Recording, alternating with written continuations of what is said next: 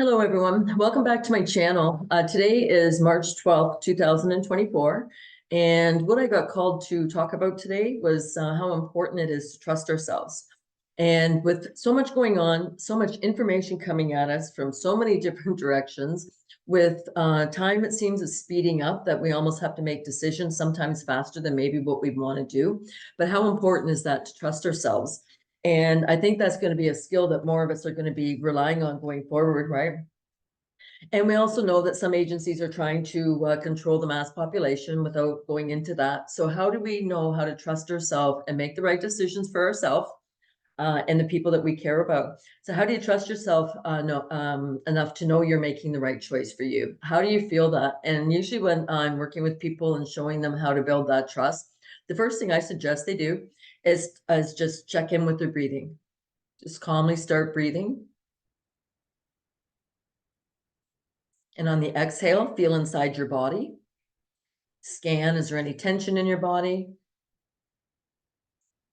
And when you start to go inside and feel these tensions and feel if there's anything in there that doesn't feel right, what can happen is it can influence your decision making, and that's what you don't want to do, right?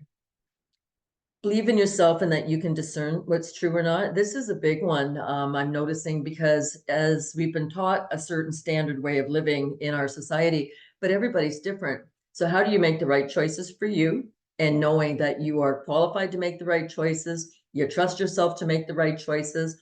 And a lot of it recently come about food, talking about food, when some foods people say are bad, maybe they're just not the right food for you. And when you know that, you can decide what your menus are going to be and what you're going to put in your body when it comes down to what food choices you have. Because some people can have caffeine, some people can't. And it's no right or wrong, but it's just knowing that. Do you repress your instincts? That's really important, that you don't repress your instincts, right? That is a big one. Doubting yourself is another one. Don't discount your thoughts or feelings. They're like an antenna for you. So when you have that instinct, the gut instinct, you have the intuition, you have your heart knowledge. When you put those three together, you can get a really strong reading of what is the right thing for you to do. You get a really strong gut sense, I guess, if that's what you want to call it, or an intuitive knowing. But these antennas that we have, our intuition, our instincts, just that knowing, it's important that we really rely on that. And another one I was going to say is set boundaries with people. If they're telling you what to do and you don't feel it's right for you, don't give in just to keep the peace, or make it seem like it's not going to be confrontational. You don't have to make it confrontational. Just to say no, thank you, I'm okay, I'll make up my own mind, thank you very much.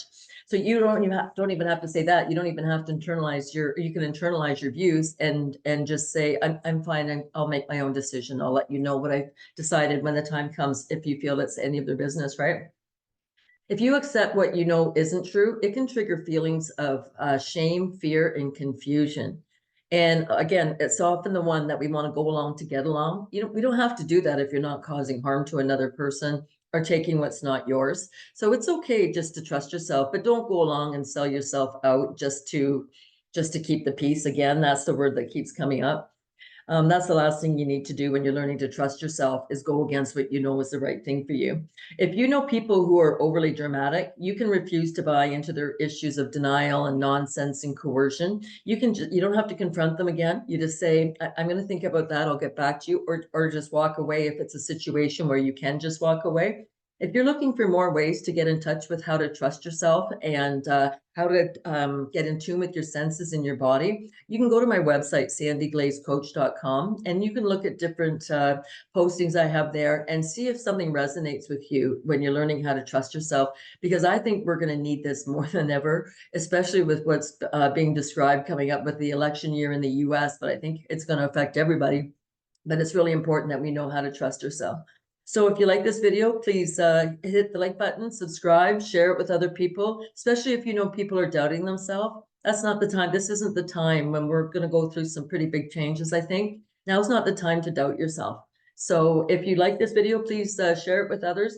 And trusting yourself, what it does do, it creates radical confidence when you know that you make the right decisions. And yes, of course, you have to go through and clean out whatever stuck energies or traumas or whatever are in your body, especially if they're influencing your decision or how you see yourself. But once you do that, it gives you so much confidence, just radical confidence to know that you can make the right decision for you. And I think that's where we're going anyways. So anyways, we'll see you on the flip side. Thank you everybody for watching. Take care.